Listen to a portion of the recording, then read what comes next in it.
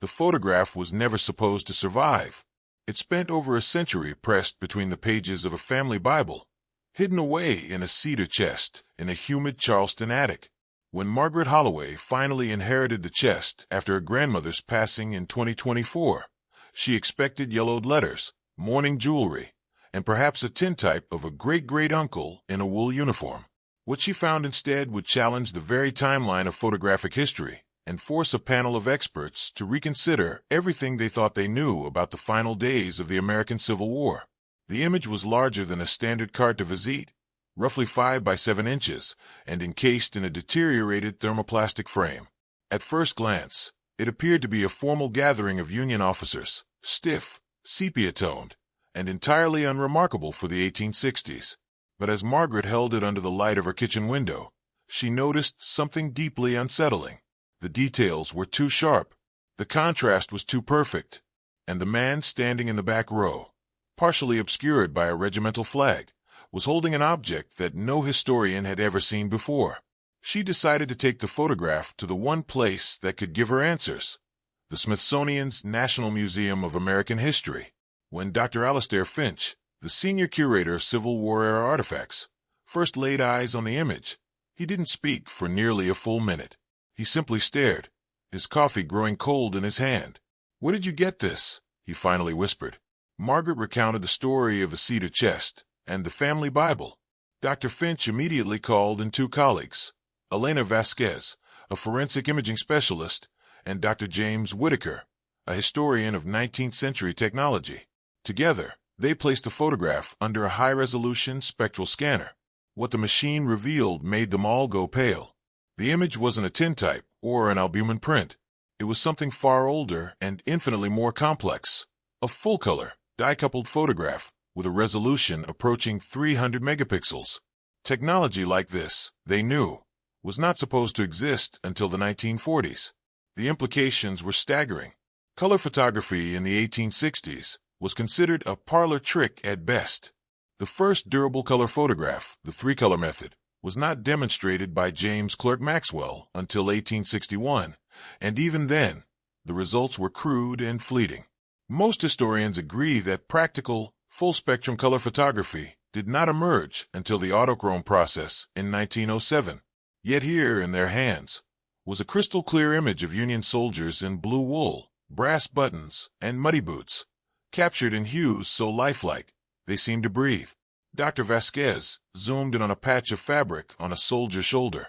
She could see the individual threads. She could see the dust. And then she saw the face that would break the case wide open.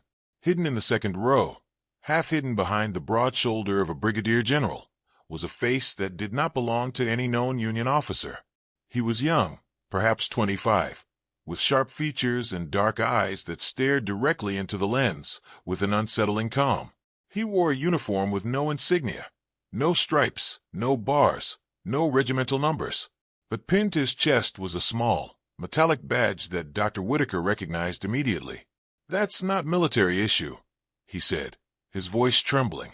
"That's a Treasury Department seal. A variant I've only seen in archives once before. It was used by a secret branch of the Secret Service, one that technically didn't exist until after Lincoln's death." The room went silent. The young man in the photo, they realized, was not a soldier at all. He was an intelligence operative, and he was standing less than 10 feet from Abraham Lincoln. The discovery of the operative's identity took 3 months of archival detective work. Dr. Whitaker cross-referenced Treasury Department payroll records, wartime telegraph logs, and the personal diaries of William P. Wood, the first chief of the Secret Service.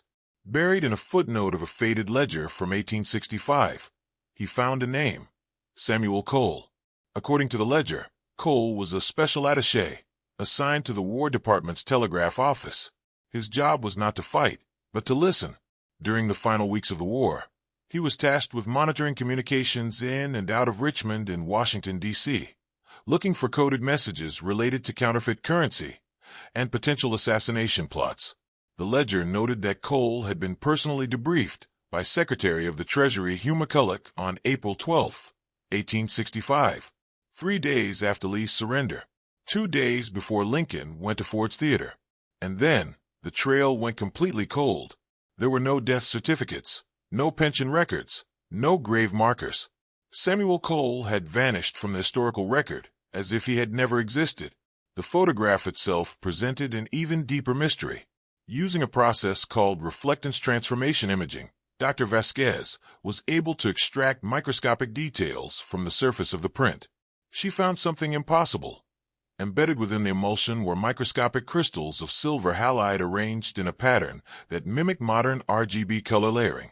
"This isn't hand-tinted," she explained to the team. "This is a chemical color process. Someone in the 1860s figured out how to sensitize photographic plates to specific wavelengths of light and then reassemble them into a single, stable image. It's a technique we thought was invented in Germany in 1902. But here it is, in 1865. In America, and it's flawless." Dr. Finch immediately thought of one man, John A. Whipple, a Boston astronomer and photographer who had experimented with daguerreotypes and early color theory. Whipple had claimed in an 1851 lecture that he could capture the true hues of nature, but his notes were lost in a fire, or so everyone believed. The photograph in Margaret's hand suggested that Whipple, or someone working with him, had succeeded, and then the knowledge had been buried. The implications of this technology were not merely academic. If color photography existed during the Civil War, why was it never commercialized? Why did it vanish for nearly a century? Dr. Whitaker proposed a chilling theory.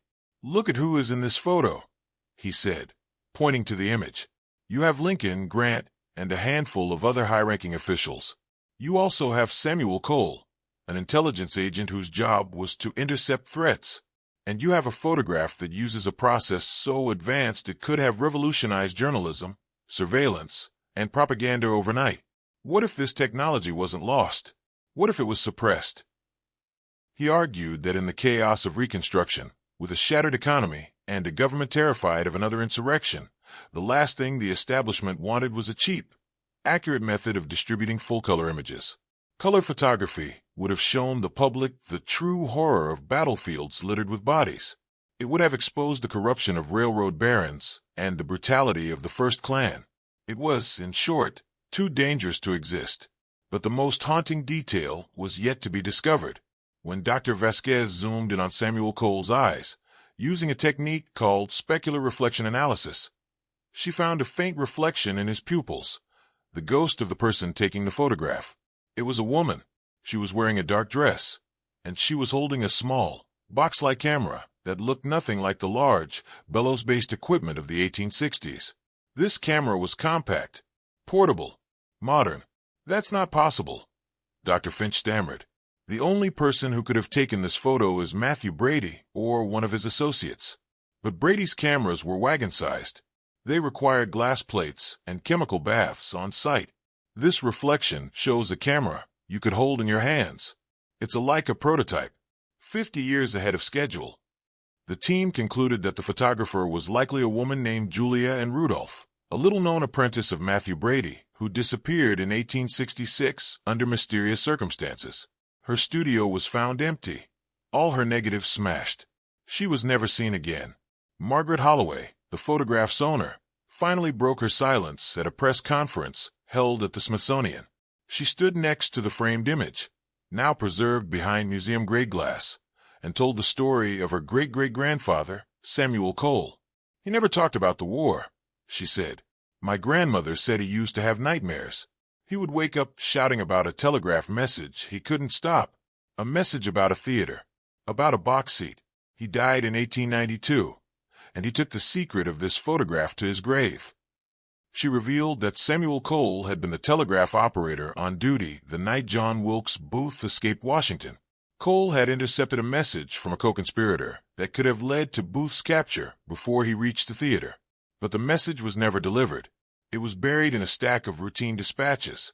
Cole spent the rest of his life convinced he could have saved the president. The photograph now resides in a climate-controlled vault at the Smithsonian, accessible only to researchers with special clearance. A high-resolution digital copy is on display in the museum's Innovation and Treason exhibit, alongside Samuel Cole's pocket watch and the burned remnants of Julia Rudolph's camera. Dr. Finch and his team have published a peer-reviewed paper arguing that 19th century America possessed color photography technology, at least 50 years ahead of its time, but that it was actively suppressed due to political and social pressures.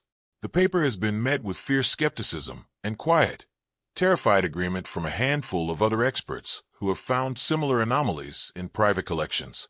As for the secret process itself, it remains lost.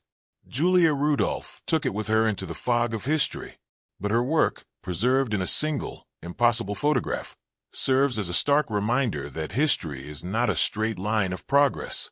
It is a graveyard of lost inventions, silenced voices, and truths too inconvenient to remember. The next time you look at an old photograph, take a closer look. Zoom in. You might find a reflection.